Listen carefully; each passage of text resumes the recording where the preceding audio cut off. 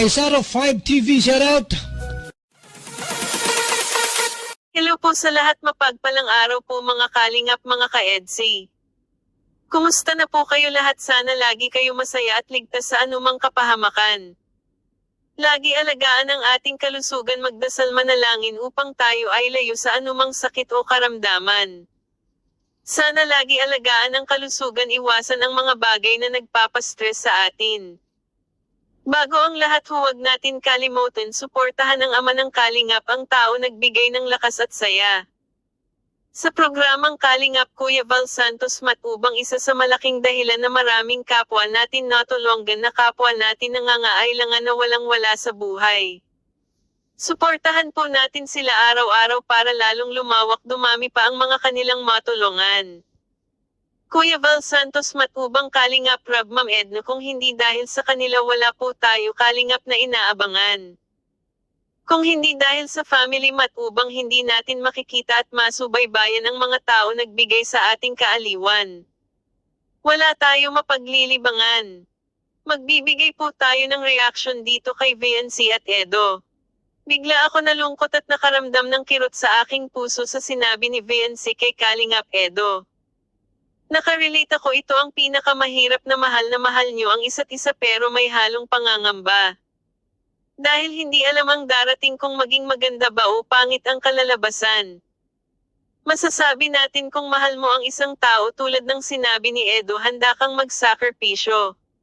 Handa kang maghintay at unawain at maging tapat kayo sa isa't isa. Nasisira talaga ang relasyon kapag ang isa ay tapat tapos yung isa naman hindi tapat. Sa tingin ko naman sa EDSI, kahit pa yan matagal pa magtapos si VNC o kahit pa yan may edad na si Edo, kung mahal nila ang isa't isa't sapat na ang oras, tiwala at paghihirap na ginagawa upang tudukan na tapat talaga ang pag-iibigan nila.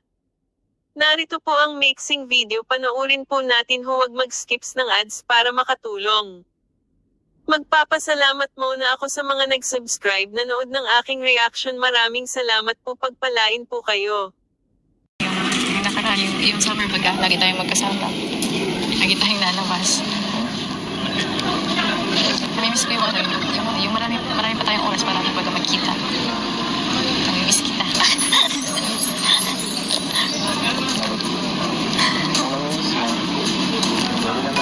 Gusto naman ang panahon eh. Pangalain natin eh. Siyempre, kagin pa na third year.